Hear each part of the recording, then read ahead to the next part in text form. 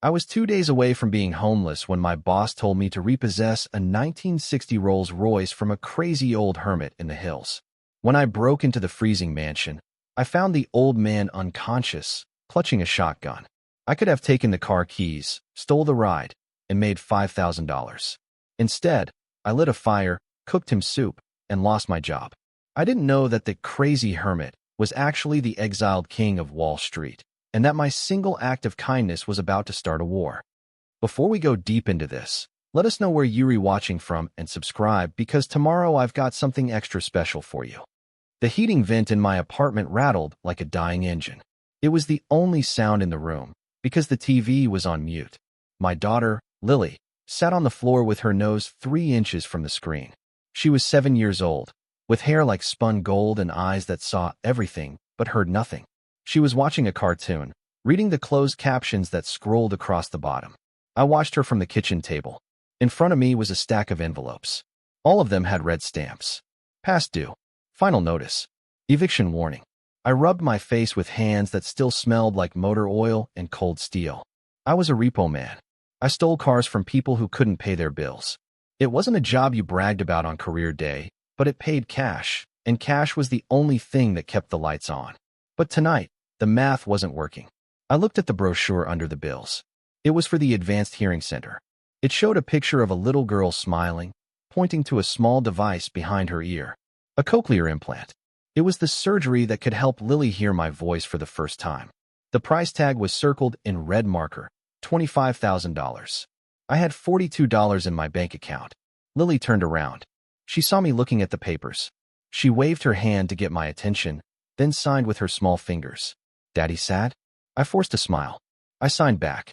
No, Daddy tired. She nodded, accepting the lie, and turned back to the silent TV. My phone buzzed on the table. It was Big Sal. Jax, get down to the yard. Now. I got a red tag job. Sal, it's 8 p.m. It's snowing out there. I don't pay you to be a weatherman.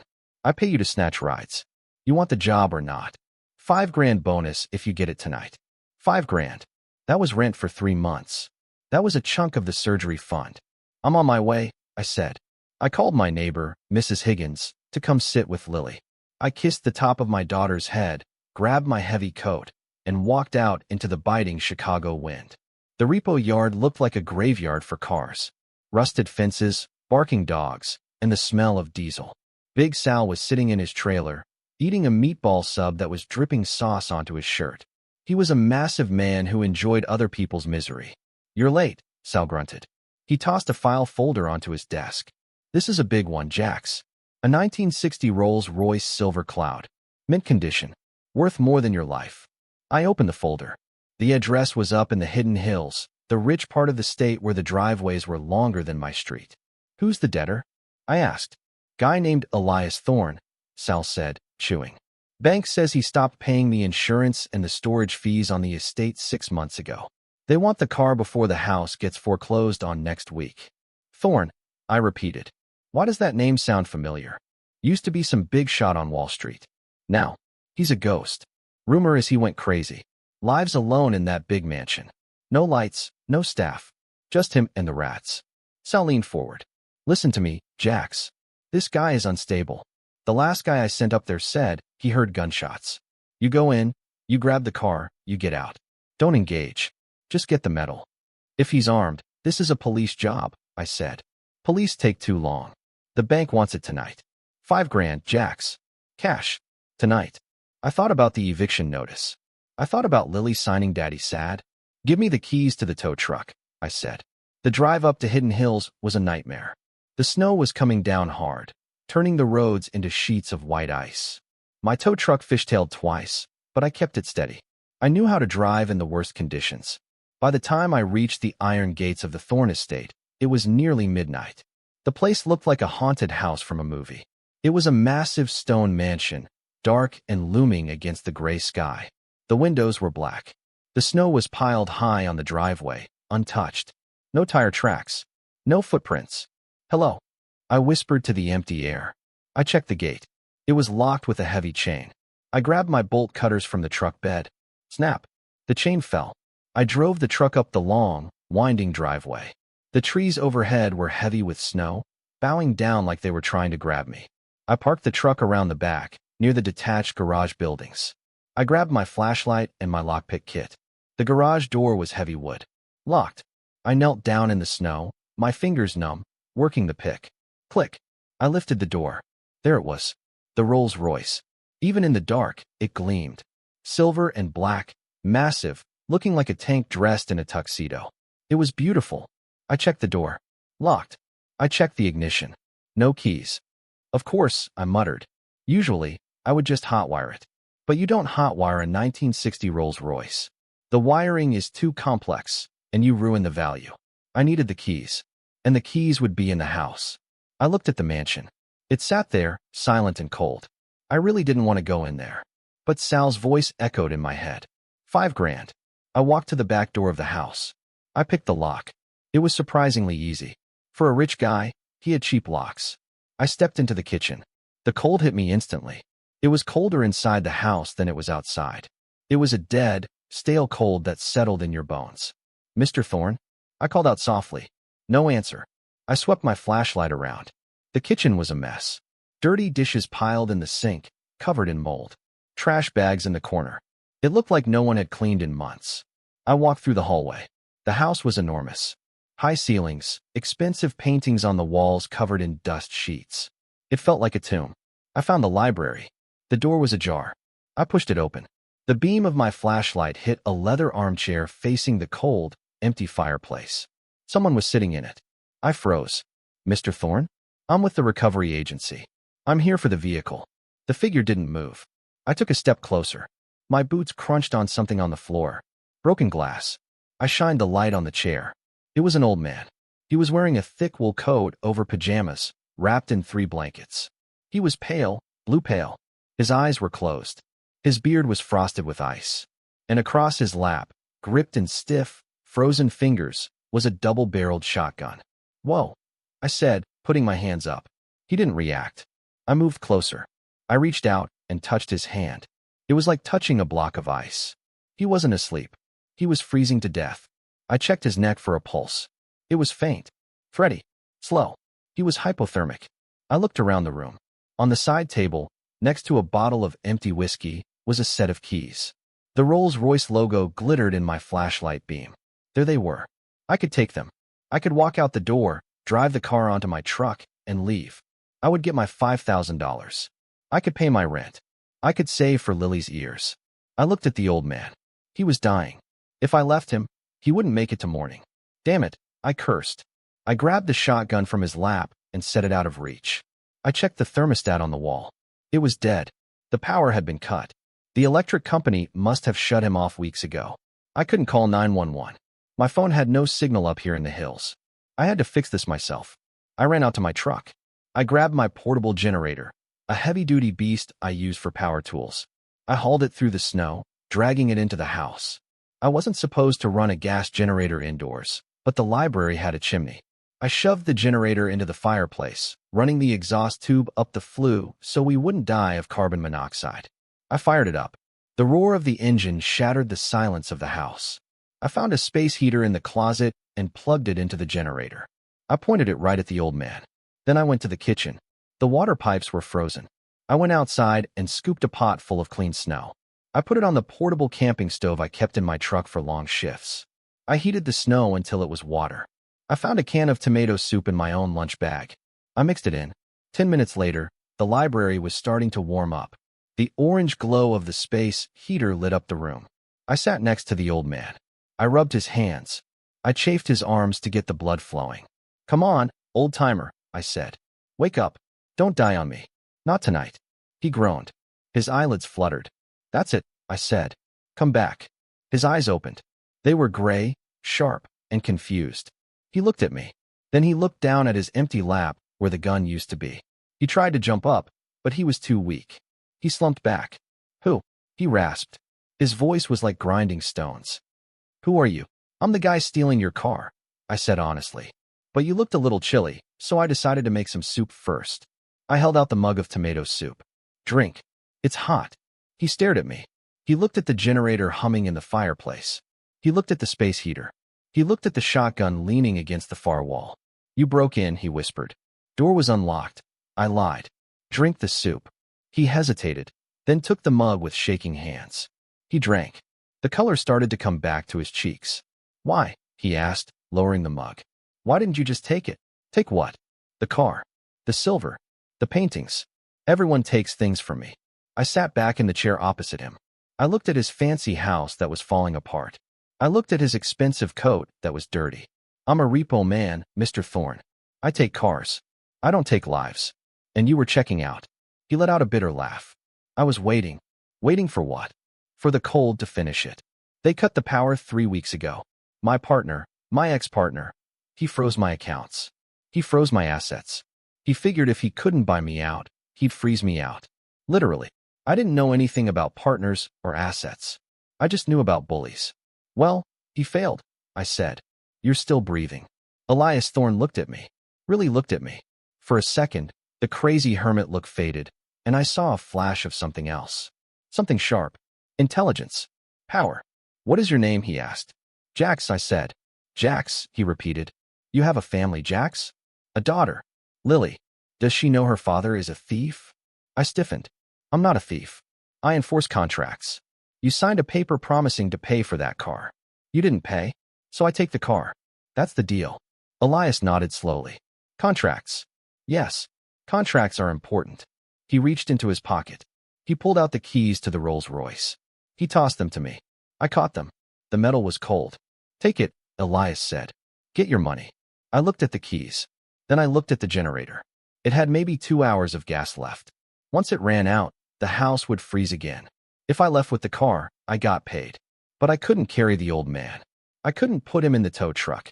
It was against regulations to transport passengers, and Sal would fire me if I brought a liability back to the yard. If I left him here, alone, without the generator, he would die. I can't, I said. I stood up. I put the keys on the table. I can't take the car, I said. Elias frowned. Why not? Because my truck is full, I said, pointing to the generator. I can't tow the car and run the heater. And I'm not taking my generator with me. You need it. You're leaving your equipment? It's got a full tank of gas now. It'll last until morning. When the sun comes up, you walk down the hill to the neighbors. Get help. You're walking away from your payday, Elias said, studying me like I was a math problem he couldn't solve. You're broke. I can see it in your boots. They're taped together. Yeah, I'm broke, I said. But I'm not a killer. I turned to leave. Jax, Elias called out. I stopped at the door. You're a fool, he said. But there was no malice in it. Yeah, I said. I hear that a lot. I walked out into the snow. I left the car. I left the $5,000. I left the generator that cost me $400. I drove back to the city with an empty truck and a heavy heart. When I pulled into the repo yard, the sun was just coming up. The sky was gray and bleak. Big Sal was waiting.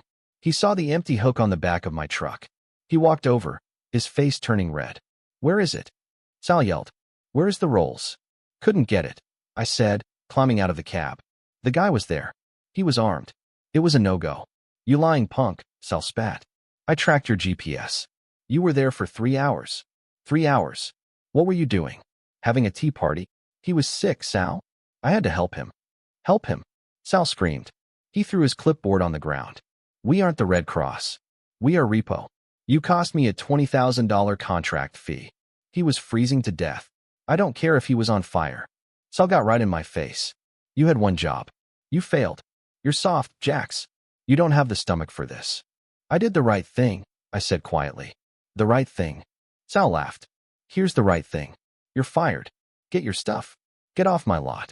And don't expect a final paycheck. That covers the gas you wasted. Sal, please. I begged, the panic finally hitting me. I need this job. My daughter. Not my problem, Sal said. He turned his back on me. Get out. I cleaned out my locker. I walked 3 miles home in the slush. I opened the door to my apartment. It was quiet. Mrs. Higgins was asleep in the chair. Lily was awake, eating dry cereal. She saw me. She ran over and hugged my legs. She looked up at me, her big eyes searching my face. Daddy happy? She signed. I looked at her. I had no job, no money, no hearing aid. I knelt down and hugged her tight so she wouldn't see my face. Daddy loves you, I signed back. I put her to bed. Then I sat at the kitchen table and put my head in my hands. I had saved an old man's life, and in return, I had ruined my own. I didn't know that the game wasn't over. I didn't know that Elias Thorne was already making a phone call. And I didn't know that the Wolf of Wall Street pays his debts. 3 days later, I was at rock bottom. I had applied to 3 garages and a construction site. No one was hiring until spring. The eviction notice on my door was no longer a warning. It was a deadline. 48 hours to vacate.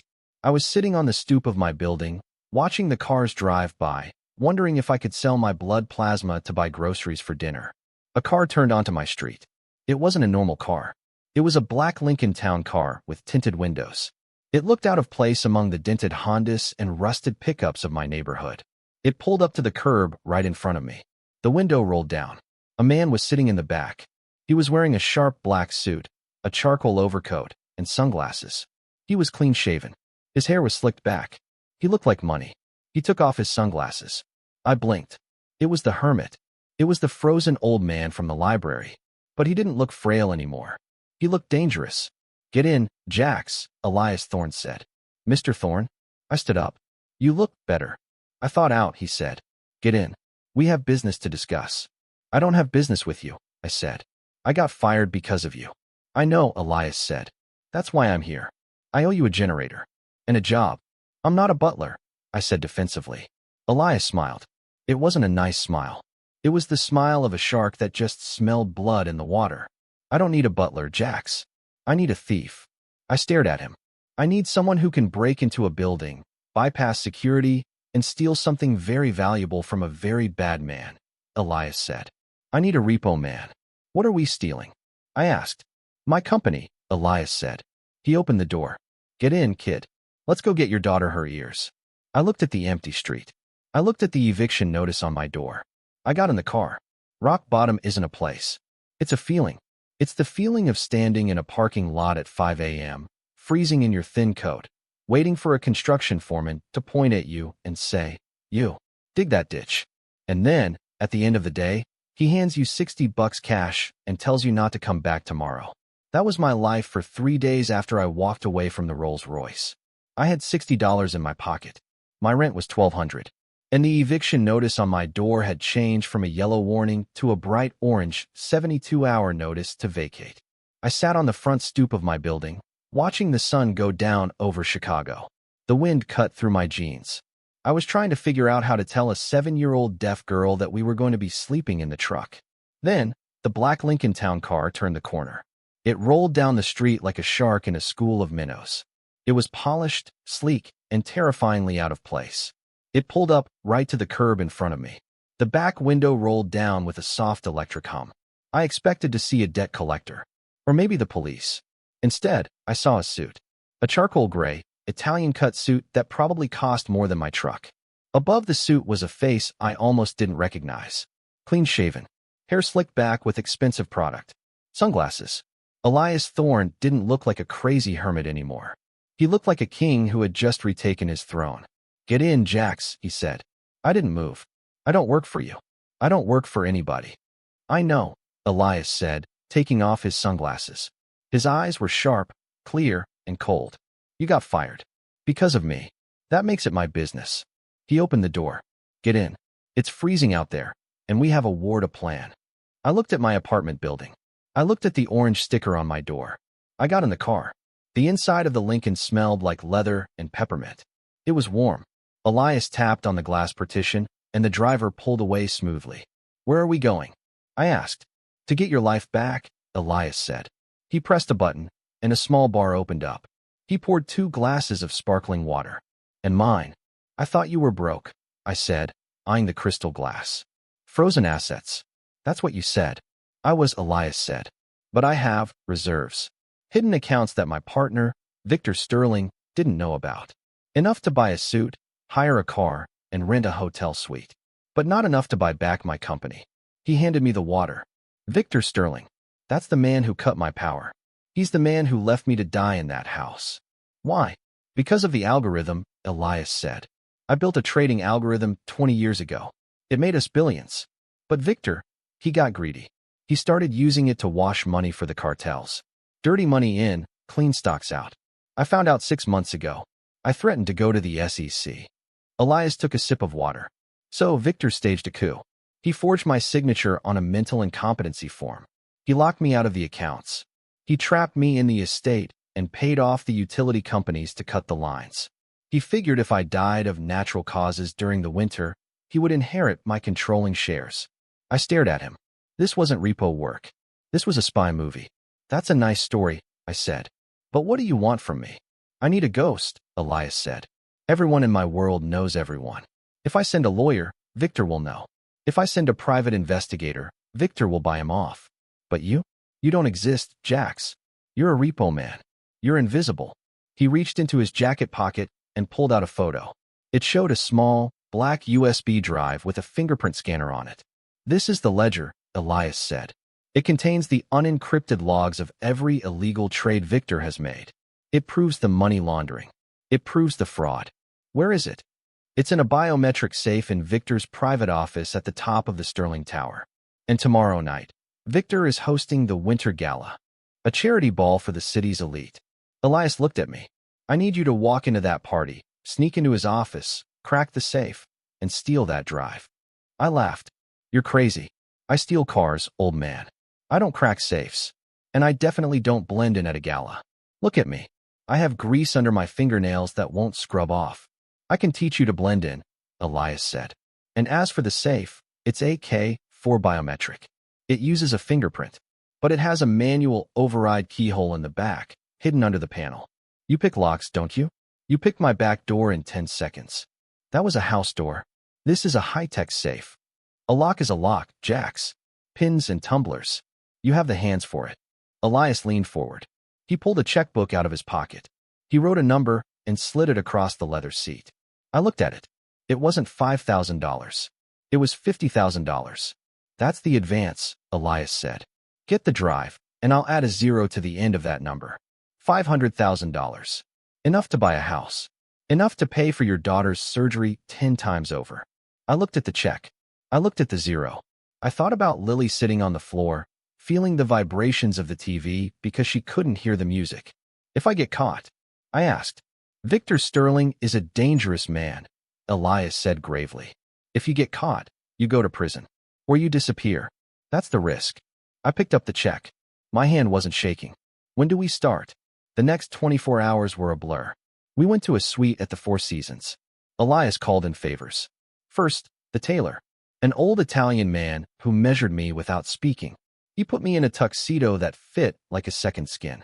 It was midnight blue, sleek, and expensive. Stand up straight, Elias barked, tapping my spine with his cane. You walk like a mechanic. You're hunched over, protecting your center. Rich people don't protect themselves.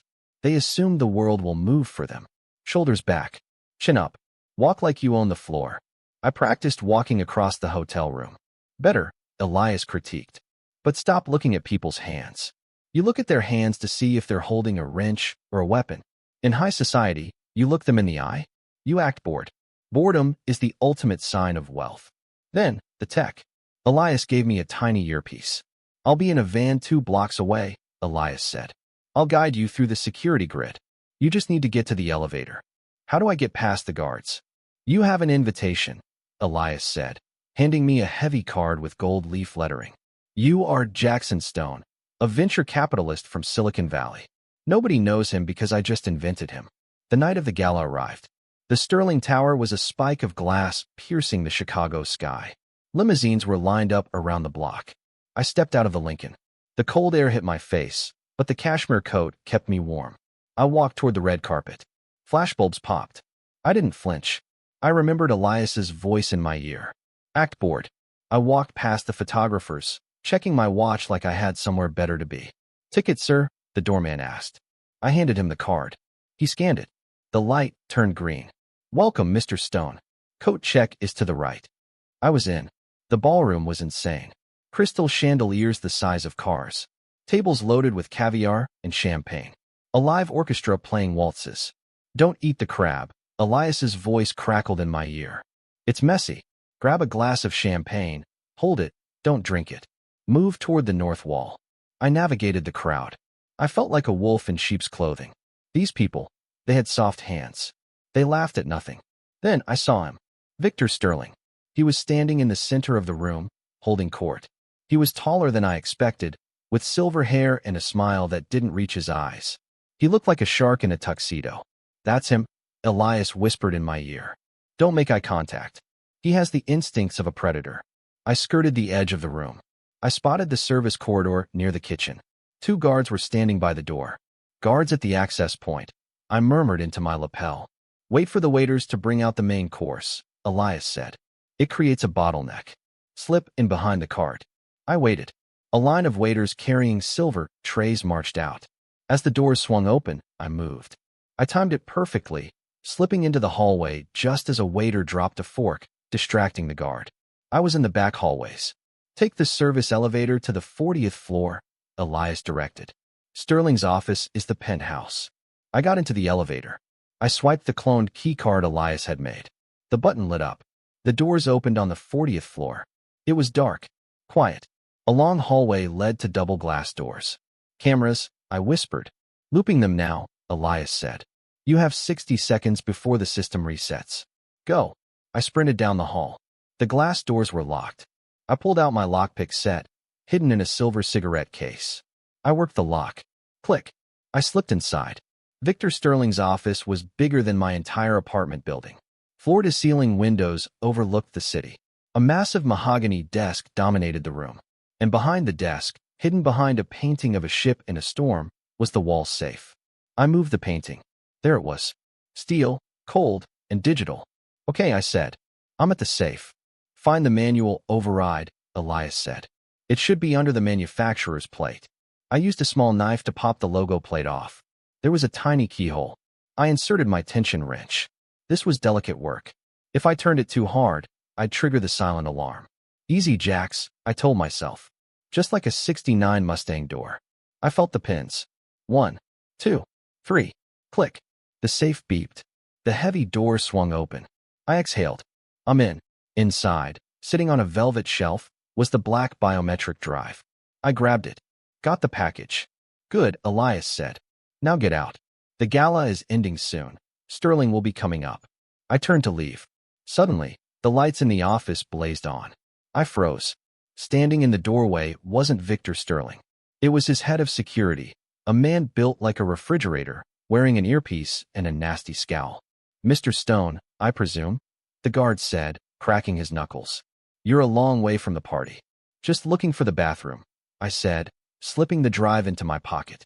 "Bathroom's downstairs," the guard grunted. He reached for his radio. "Boss, we got an intruder in the penthouse." I didn't wait. I launched myself over the mahogany desk. The guard tackled me midair. We crashed into the leather chair, sending it spinning. He was strong, but he fought like a boxer. I fought like a Repo Man. I didn't care about rules. He threw a punch. I ducked. I grabbed a heavy crystal decanter from the desk and swung it. It smashed against his shoulder, staggering him. "Elias, I'm burned." I shouted. "Security is alerted. Get to the window." Elias yelled. "The window washer rig. It's parked on the balcony." I kicked the guard in the knee, hearing a satisfying crunch. He went down. I ran to the balcony doors. Locked. I grabbed a chair and threw it through the glass. Crash. I stepped out onto the balcony. The wind was freezing. 40 stories down, the city lights twinkled like diamonds. To my right was the metal scaffolding of the window washer platform. I jumped the railing. I landed on the metal grate of the platform. The office door burst open. 3 more guards rushed in, guns drawn. I hit the release lever on the rig. The platform dropped. I plummeted down the side of the building, the wind tearing at my tuxedo. Gunshots sparked off the metal railing above me. "Jax! Jax!" Elias was screaming in my ear. "I'm falling." I yelled back. I jammed the brake lever. The rig jerked to a halt at the 20th floor. I scrambled off the platform onto a fire escape. I ran down the metal stairs, taking them 3 at a time. I could hear sirens wailing below. I hit the alleyway at the bottom. My tuxedo was torn. My knuckles were bleeding. But I had the drive in my pocket. A black Lincoln screeched into the alley. The back door flew open. "Get in," Elias shouted. I dove into the car. We peeled out just as the security guards burst into the alley. We sped away into the Chicago night. I leaned back against the leather seat, gasping for air, adrenaline flooding my veins. I reached into my pocket and pulled out the small black drive. I got it, I wheezed. Elias took it. He looked at it like it was the Holy Grail. A slow, terrifying smile spread across his face. Good work, Jax, he said. Now the real fun begins. We thought we had won. We thought it was over. But we were wrong. Victor Sterling wasn't just a businessman. He was a monster. And when he found out what we took, he didn't call the police. He called the cleaners. As we drove back toward my apartment, my phone buzzed. It was Mrs. Higgins, my neighbor who was watching Lily. Jax. Her voice was shaking. Jax, there are men here. They're banging on the door. They say they're police, but they don't have badges. They're kicking the door, Jax. What do I do? My blood turned to ice. Elias, I said, my voice dead calm. Turn the car around. What? They're at my house, I said. They're going after Lily. The Lincoln Town car tore through the streets of Chicago like a missile. Elias was in the back seat, clutching the grab handle, his face pale but composed. I was in the front passenger seat, shouting directions to the driver. Left. Take the alley. It cuts off 2 minutes. My heart was hammering against my ribs so hard I thought it would crack them. Every second we spent in traffic was a second the men at my door were getting closer to Lily. Faster, Elias ordered the driver. I'm doing 80, sir, the driver said, his knuckles white on the wheel. My phone buzzed again. Mrs. Higgins. I didn't answer. I couldn't bear to hear her screaming again. We screeched onto my street. It was chaos. A black SUV was parked on the sidewalk, blocking the entrance to my apartment building. 2 men in tactical gear were standing guard. They weren't police. They were cleaners. Don't stop, I told the driver. Ram them. Sir, the driver hesitated. Do it, Elias barked. The driver floored it.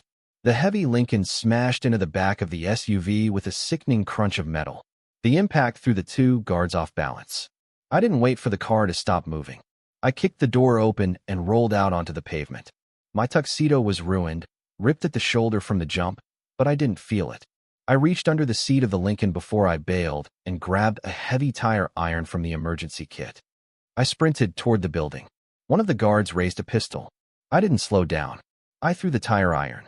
It spun through the air and cracked him in the wrist. He dropped the gun, howling. I tackled him, driving my shoulder into his gut, sending us both crashing through the glass front door of the lobby. I scrambled up. The elevator was too slow. I hit the stairs, taking them 3 at a time. 3rd floor. Apartment 3B. The door was kicked in. Splinters of wood were scattered on the hallway carpet. I heard a scream. It was Mrs. Higgins. I charged into the apartment. The place was tossed. Furniture overturned. The TV smashed.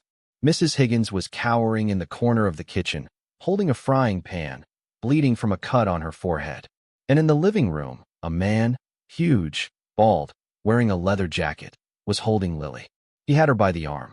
She was kicking, her little legs flailing in the air. She couldn't hear him shouting at her, but she could see his angry face. She was terrified. Let her go, I warned. The man turned. He sneered. He pulled a knife from his belt. Give me the drive, Repo Man, he growled. Or the girl bleeds. I stopped. I was 10 feet away. I had the drive in my pocket. It was worth billions. But Lily was worth everything. Okay, I said, holding up my hands. Okay, just don't hurt her. I reached into my pocket. I pulled out the black biometric drive. The man smiled. His eyes flicked to the drive for a split second. That was all I needed. I wasn't a soldier. I wasn't a spy. I was a repo man. I spent my life dealing with angry debtors who wanted to smash my head in with baseball bats. I knew how to fight dirty. I tossed the drive into the air, high and to the left. The man's instinct took over. He looked up to track the object. I launched myself. I didn't go for the knife. I went for his knees.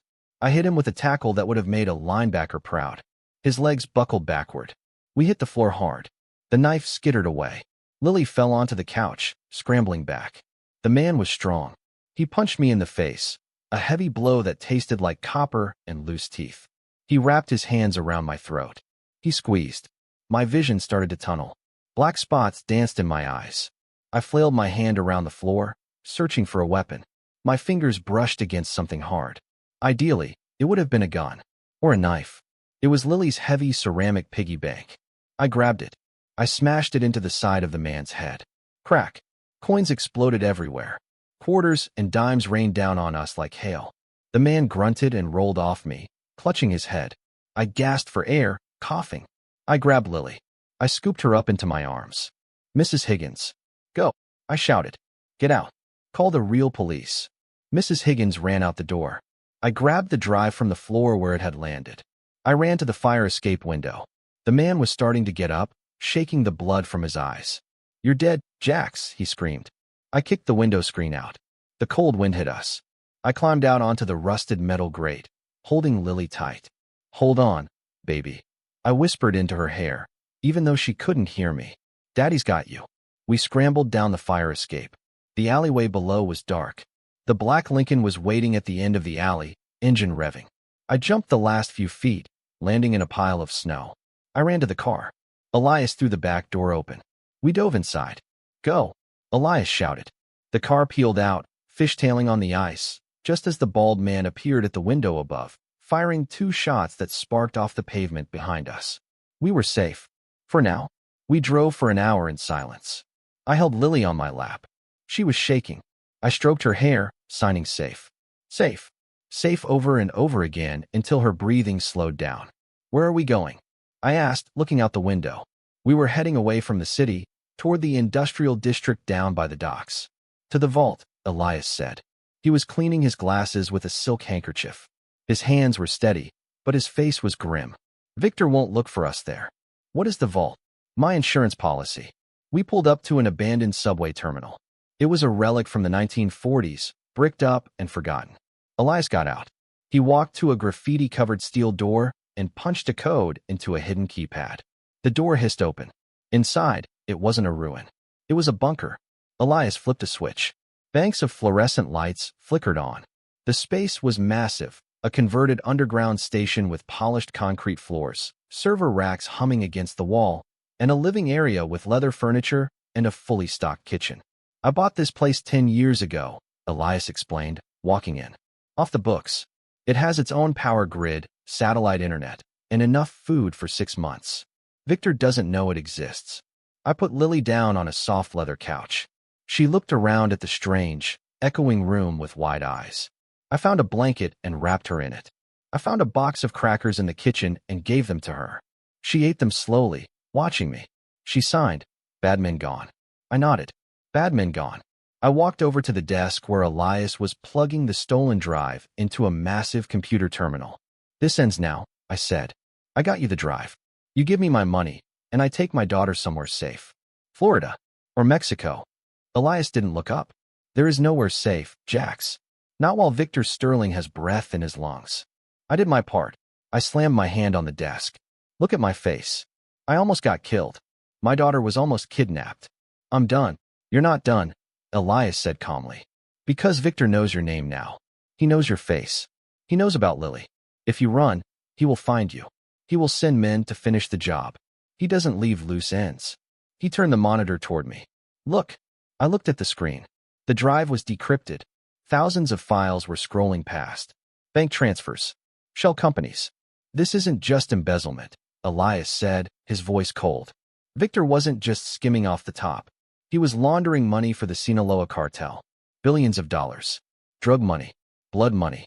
I felt a chill that had nothing to do with the winter air. Cartels. We hadn't just robbed a businessman. We had robbed the bank managers for the most dangerous organization on earth. "If Victor goes down," Elias continued, "he takes the cartel's money with him. They will kill him, which means he is fighting for his life. He will burn the city down to get this drive back. So give it back." I yelled. "Give it back and let's walk away." "It's too late for that," Elias said. "He won't let us walk. We are liabilities. The only way out is through. We have to destroy him before he destroys us." I looked at Lily. She had fallen asleep on the couch, clutching the blanket. She looked so small in this giant, cold bunker. "I can't fight a cartel," I whispered. "I'm a repo man." "Exactly," Elias said. "You take things back. And we are going to take back everything." We spent the next 2 days in the bunker. It felt like living in a submarine. No sun, just the hum of servers and the smell of coffee. Elias worked on the files, building a case for the FBI. He needed to trace the money all the way to the source so that when we dropped the hammer, Victor couldn't wiggle out. I spent the time with Lily. We played cards. We drew pictures. I tried to keep her distracted, but she knew something was wrong. She could feel the tension vibrating off me. On the third night, my burner phone rang. It was a cheap flip phone Elias had given me. Only one person had the number. I picked it up. Elias. Hello, Jax. It wasn't Elias. The voice was smooth, cultured, and terrifying. It was Victor Sterling. My blood froze. How did you get this number? I own the phone company, Jax. Or at least, I own the people who run the routing towers. Did you really think a burner phone would hide you from me? I looked across the room. Elias was asleep in a chair. Lily was in the bunk bed in the back. What do you want? I asked quietly. I want my property back, Sterling said. The drive. Tonight. Or what? You send more goons to get beat up? Sterling laughed. It was a dry sound. No. No more violence. I'm a businessman, Jax. I prefer leverage. You have no leverage. My daughter is with me. You can't touch her. Are you sure about that? Sterling asked. Lily needs surgery, doesn't she? Cochlear implants. Dr. Eris at the University Hospital. She's been on the waiting list for 2 years. She's finally at the top. I gripped the phone. Leave her out of this. I bought the hospital board this morning, Jax, Sterling said casually. It cost me a fortune, but it was worth it. As of an hour ago, I control the administrative scheduling. I have placed a permanent hold on Lily's file. If you don't return the drive, she will never get that surgery. Not in this city. Not in this country. I will blacklist her medical records globally. She will live in silence for the rest of her life. I felt like I couldn't breathe. He wasn't threatening to kill her. He was threatening to steal her future. You monster, I whispered. I'm a pragmatist, Sterling corrected. Here's the deal. Bring the drive to the old shipyard, warehouse 4. Midnight. Alone. If you do, I unlock the surgery schedule. I'll even pay for it myself. Full ride. Best doctors. If you don't, well, silence is golden, isn't it? He hung up. I stood there in the dim light of the bunker. I looked at the computer where the drive was plugged in. I looked at Elias, sleeping the sleep of the righteous. He wanted justice. He wanted his legacy back. Then I looked at Lily. She was sleeping with her hand near her face, her fingers curled. She lived in a world without music, without the sound of rain, without my voice saying, I love you. Elias had saved my life. He had given me a chance. But Lily was my life. I knew what I had to do. I walked over to the computer. I ejected the drive. I put it in my pocket. I grabbed my coat. I scribbled a note on a piece of paper and left it on the keyboard. I'm sorry. I can't let her live in silence. I walked to the heavy steel door. I punched in the code. It hissed open. I stepped out into the cold night air. The city lights were glowing in the distance. I started walking toward the shipyard. I was going to sell my soul, but I was going to buy my daughter's hearing. The shipyard was a ghost town of rusted cranes and shipping containers. The wind coming off the lake was brutal. Warehouse 4 was a massive, cavernous building at the end of the pier. A single light bulb hung over the side door. I walked up to it. My hands were in my pockets. My fingers brushed the cool metal of the USB drive. 2 men stepped out of the shadows. They patted me down. They took my gun, a small pistol Elias had given me. They didn't find the knife in my boot. He's clean, one grunt said into his earpiece. Send him in. I walked inside. The warehouse was empty except for a table in the center. Victor Sterling stood there, wearing a camel hair coat and a silk scarf. He looked like he was attending an opera, not a black market deal. Jax, Sterling smiled. Punctual. I like that. Cut the crap, I said, my voice echoing in the empty space. I have the drive. Do you have the confirmation? Of course. Sterling held up a tablet. It showed the hospital scheduling system. Lily's surgery is approved. Pre-op is scheduled for Monday morning. Dr. Eris is prepping as we speak. All I have to do is hit enter to finalize the payment. I looked at the screen. It was real. Give me the drive, Sterling said, holding out his hand. I walked forward. Every step felt heavy. I was betraying the man who saved me. I was letting a criminal walk free. But then I thought of Lily hearing a bird sing. I pulled the drive out of my pocket. I placed it in Sterling's hand. He closed his fingers around it. He smiled. Excellent choice, Sterling said. He tapped the tablet. Payment sent.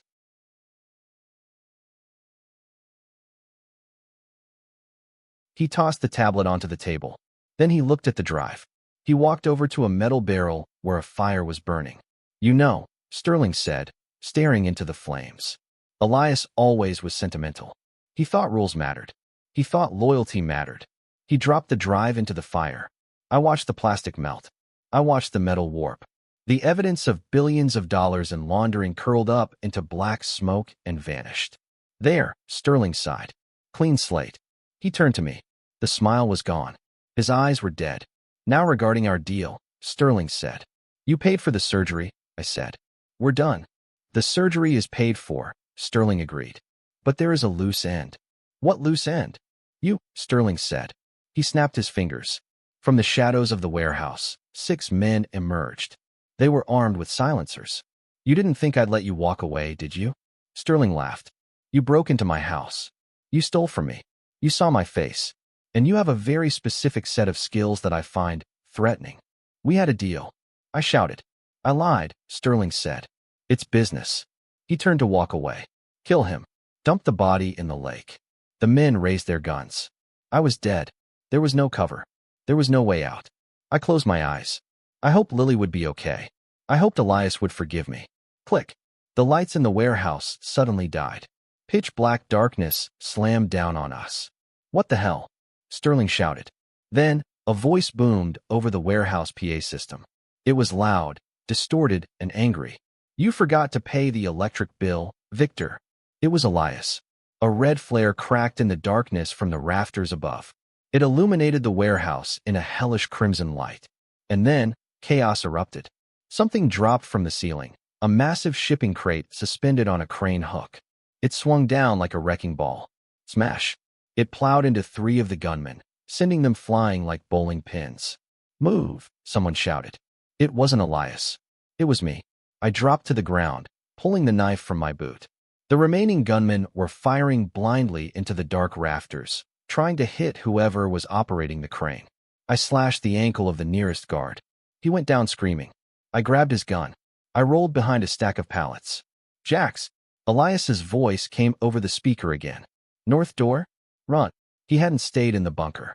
He had followed me. He knew I would break. He knew Sterling would double-cross me.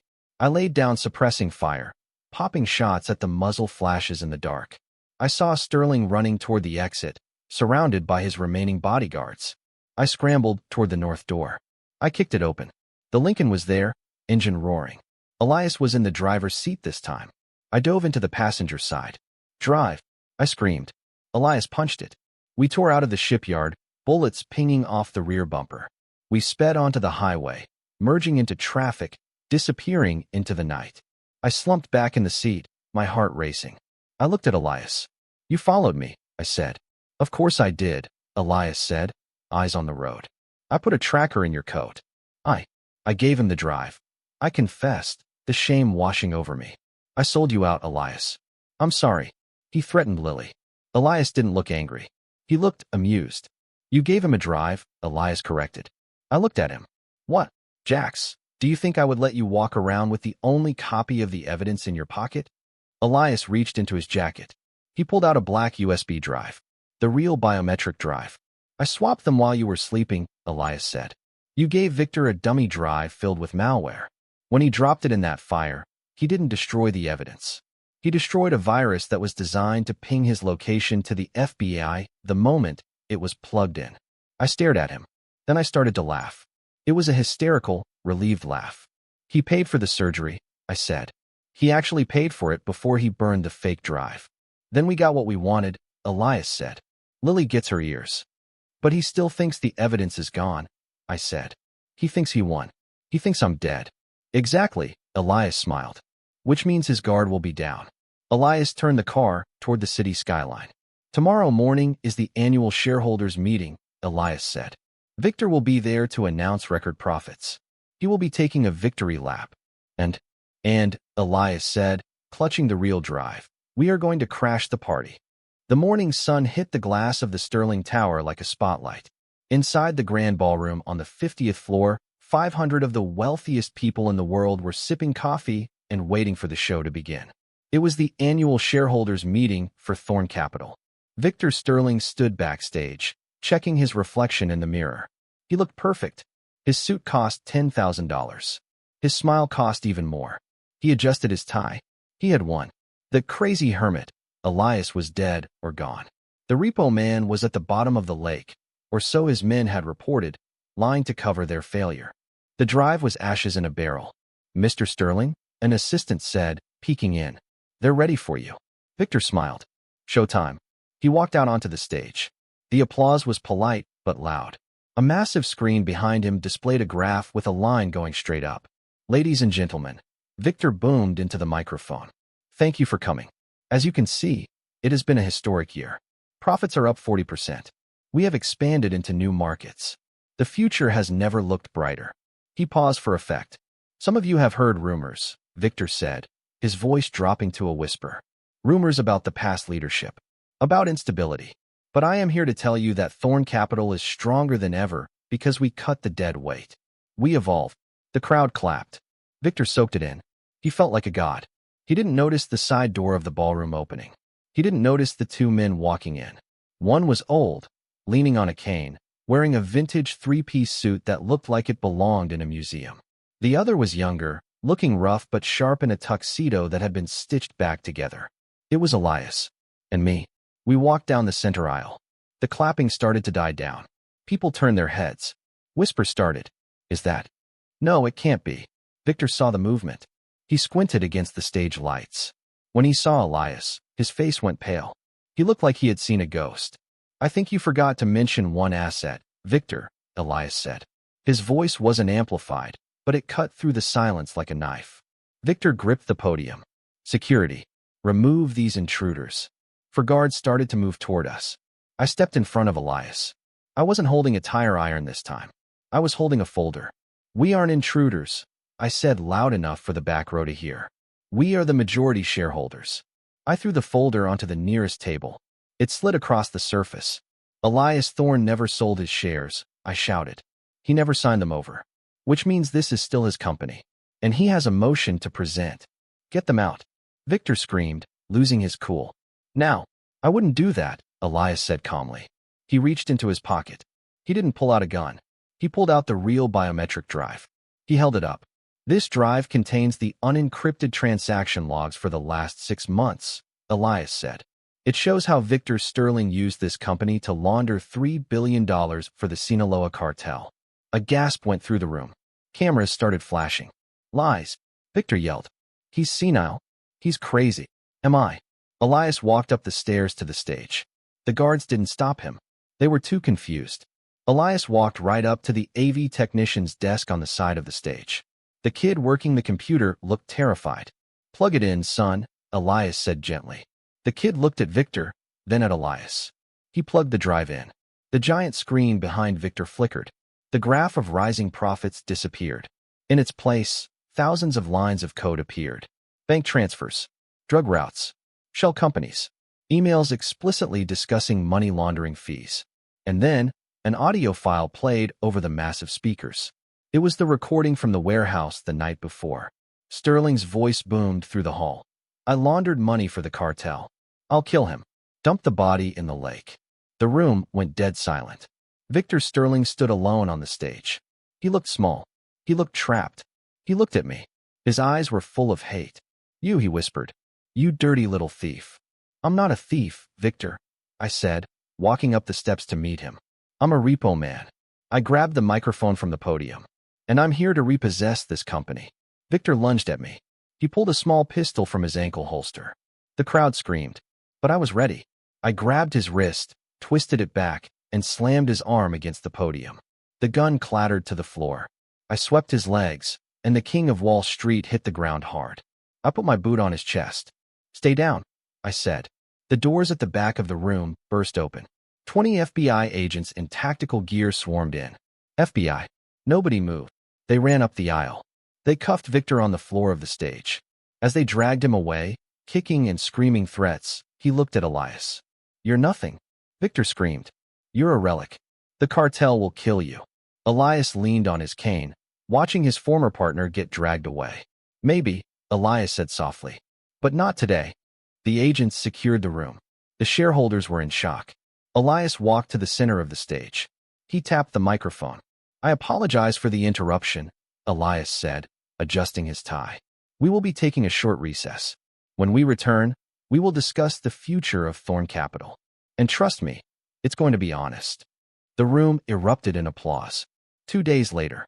The waiting room at the university hospital smelled like antiseptic and old magazines. I was pacing back and forth, wearing a hole in the carpet. Elias was sitting in a chair, reading the Wall Street Journal. The headline read, "Thorne returns. Sterling indicted in billion-dollar fraud." "Sit down, Jax," Elias said without looking up. "You're making me dizzy." "It's been 4 hours," I said. "Why is it taking so long?" "It's brain surgery, kid. You can't rush art." The double doors opened. Dr. Aris walked out. He was smiling. "Mr. Stone?" he asked. I still hadn't gotten used to people calling me Mr. "How is she?" I asked. "She's perfect," the doctor said. "The implant is in. The activation is scheduled for right now. Do you want to come in?" I ran past him. Lily was sitting up in the bed. She had a bandage around her head. She looked small and scared. I walked over to her. I knelt down. "Hi, baby," I signed. She waved weakly. The doctor walked over with a tablet. He adjusted a small device behind her ear. "Okay," the doctor said. "We're going to turn it on at low volume. It might be overwhelming at first." He tapped the screen. Lily's eyes went wide. She grabbed her ear. She looked around the room, confused. She heard the hum of the air conditioner. She heard the squeak of the nurse's shoes. She looked at me. "Lily," I whispered. "Can you hear me?" She stared at my mouth. Then she stared at my eyes. Tears started to well up in her eyes. She nodded. I started to cry. I couldn't stop. "I love you," I said, my voice breaking. "I love you so much, Lily. I love you." She reached out and touched my throat, feeling the vibration, hearing the sound. "Da-da," she croaked. It was the first time she had tried to speak in years. I buried my face in her shoulder. I felt a hand on my back. I looked up. Elias was standing there.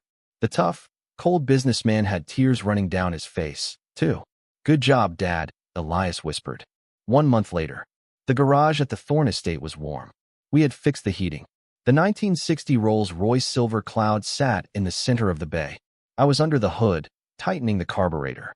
My hands were covered in grease, just the way I liked it. "Hand me the wrench," I said. A small hand passed me the tool. "Thanks, Lil," I said. Lily was sitting on the fender, swinging her legs. She was wearing her hearing aid. She was listening to the radio playing classic rock. She was humming along, off-key, and it was the best sound I had ever heard. Elias walked into the garage. He was carrying 2 lemonades. "How's she running?" Elias asked. "Purring like a kitten," I said, wiping my hands on a rag. "She's ready for the road." "Good," Elias said.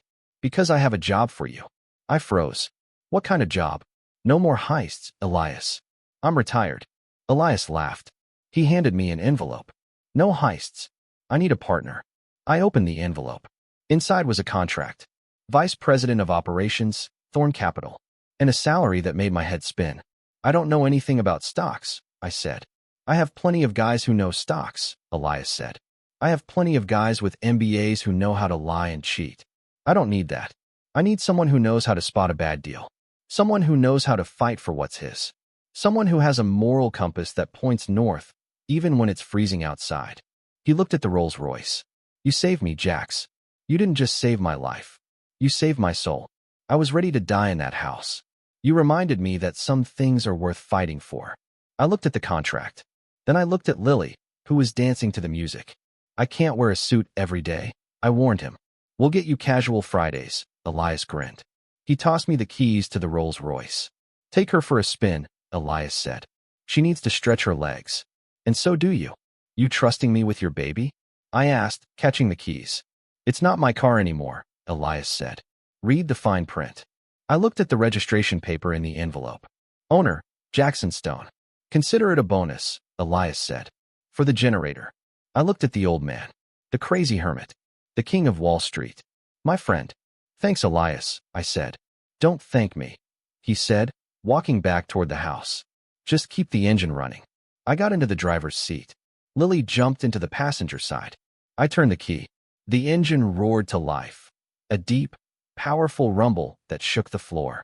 I looked at my daughter. "Ready?" I asked. "Ready," she shouted, hearing her own voice loud and clear. We drove out of the garage, down the long driveway, past the iron gates I had once broken with bolt cutters.